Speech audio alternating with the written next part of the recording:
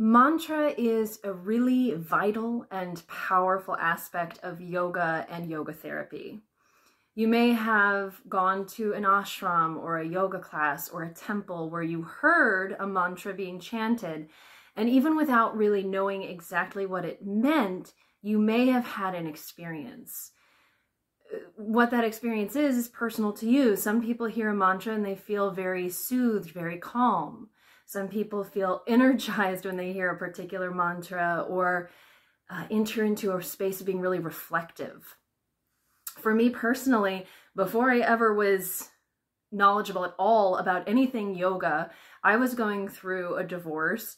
I felt lost and confused, and somehow I stumbled upon a kirtan recording, and kirtan is a group chanting and singing of the divine name.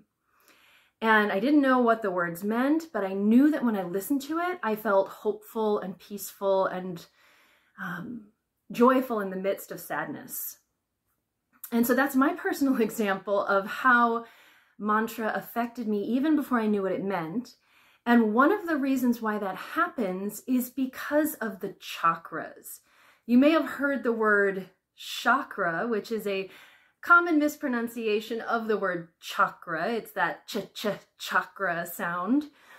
And the chakras are the energy centers in our body. And I have a picture behind me here. So this is the symbol for the root chakra, the one in red.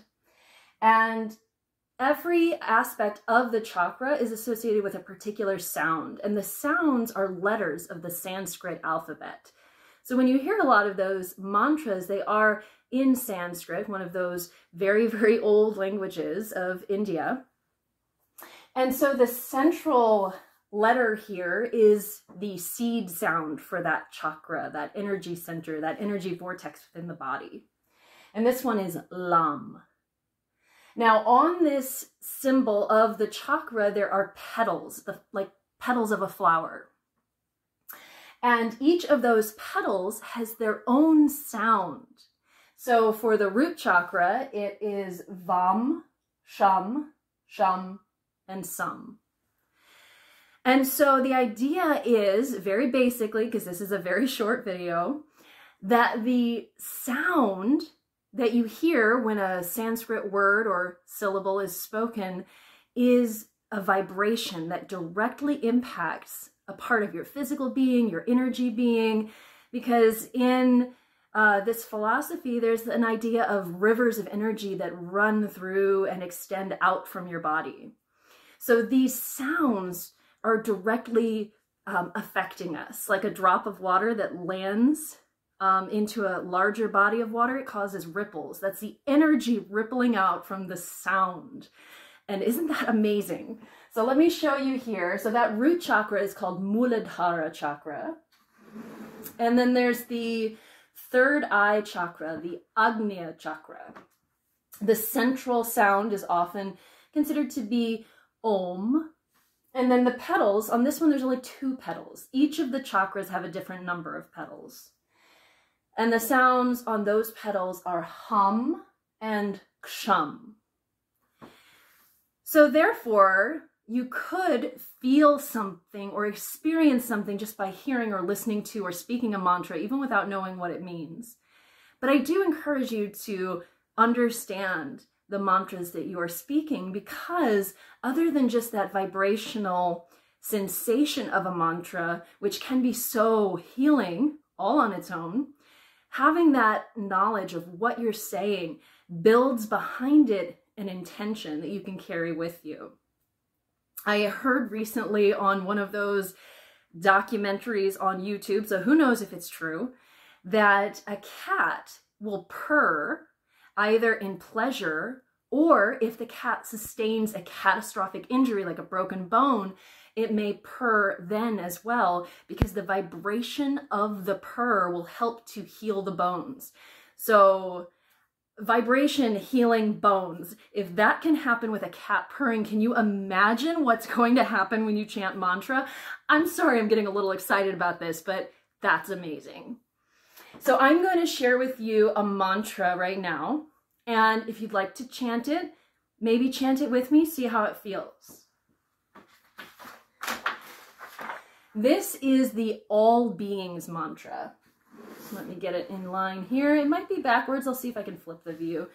But I'm going to start with Om, which is that what they consider sometimes to be a primordial sound, the sound from which all of the other sounds emerge from.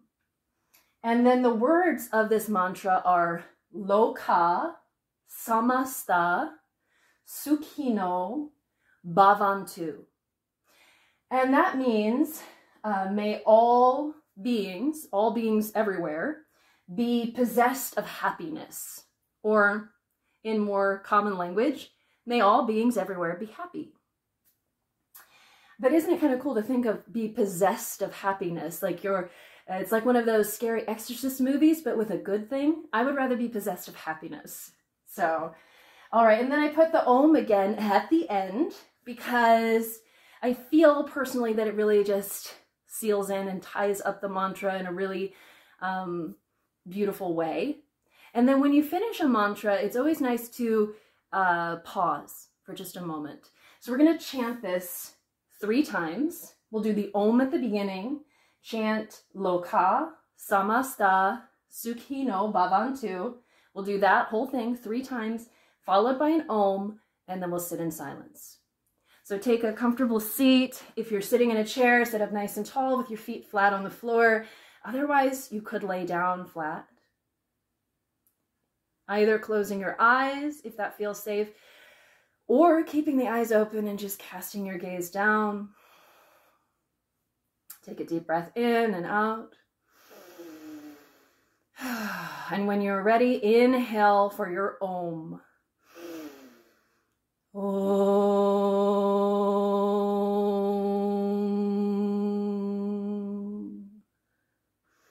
Loka samasta sukhino bhavantu. Loka samasta sukhino bhavantu. Loka samasta sukhino bhavantu. Om.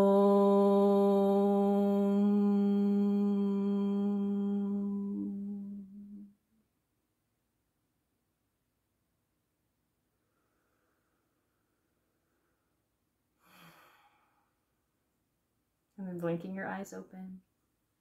Have a beautiful experience. Thank you for joining me today.